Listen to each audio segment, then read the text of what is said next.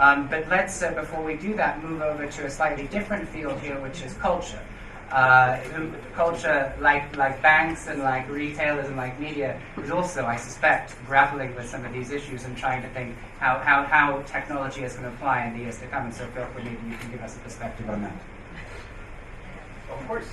Yeah, so thinking about, I think that from the one hand, culture, and I work at the museum, so parts of the culture has the same problems as business, as what you're talking about. From the other hand, probably it's easier for us because so less things are done. So I'm not afraid of what would people do, like the banks and people who work in banks in Liechtenstein, because there's so much work that even if just all the people in my museum would do something new, so it would be very, very interesting.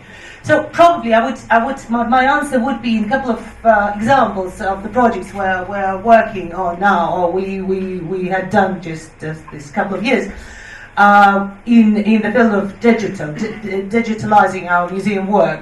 For example, we make a digital copy of Leo Tolstoy complete works. This was a quite big deal because it's 90-volume edition. So and so now you can read it, you find it on the internet in all the formats that are comfortable for the readers. We made it with the RB company and also with the help of the volunteers. That was important for us.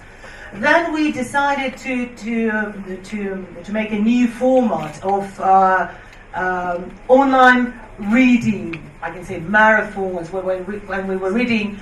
We were doing this with Google, Anna Karenina on War and Peace. We were reading like for 36 hours and then four days in a row. And it was like each person is reading one page, one in New York, then in Moscow, another in no, it was not in Switzerland, but in London and somewhere else. So, and this. It was important for us to unite people with the help of the internet, because culture and internet is a very close bit, because they are for everyone and they're uniting people, and so that's why they're close. Or, for example, we made an app about War and Peace to help the new generation to somehow to communicate with this big text, because it's difficult for them to read it from cover to cover. So there's a lot of different navigation, infographics, and some new technology of presenting class content. What were the conclusions for us, and what we would base on in future doing other projects in culture? First, we were very, very much impressed by the effect of involving volunteers.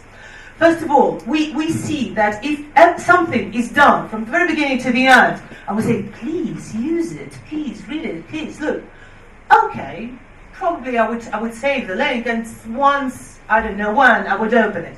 If people are doing something themselves, if users are involved in doing this with their own hands, with their own efforts, with their own work, they like it much more, really much more. Second, they help you with the PR, because the PR was fantastic because of them. And the third is that they organize the information or anything the way they need it. So they help us. It's just in the same time you help the audience, they reply to the audience at the same time.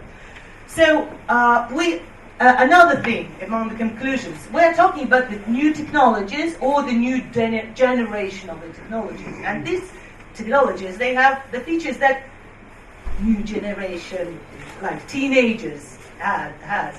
Like they like games, they like entertain, they like contests or something like this. And in these digital things, there's a lot of features of these things. It's all about, it shouldn't be serious, it shouldn't be long, it shouldn't be boring. Everything should be very attractive. And from the other hand, we were surprised. Like what we asked the audience, the users, to do was quite challenging, was quite serious thing. Help us to do the digital version of the complete works. It's a long text, a lot of different, it's challenging. But they were very thankful that we trust them and we give them responsibility on doing some quite important work. We don't treat them as children. Oh, you want to just to play with the information? Oh, we'll give you some funny things. No. And they did their job very well. So what would be in 10 years, I think? I think that all the things in my field, in culture, will have digital copies, I mean, museum collections, all the, I don't know, music, text, everything. That is not a big problem. For me, the key thing, the key question, and the key challenge is how to communicate, how to build this bridge between these millions of gigabytes that you have and the audience, and how to find this new way of giving them this information, because the technology now is much more advanced than the ideas, and we can't live quicker than we live. That's why I'm thinking about what Andrei said, and I can't live quicker than just 1 second when I pay, or 1 second when I go somewhere. If it would be even quicker, it would be crazy for me. So we need new ideas, we need creativity, we need a lot of people, we need this human capital to do something with all these gigabytes, yeah?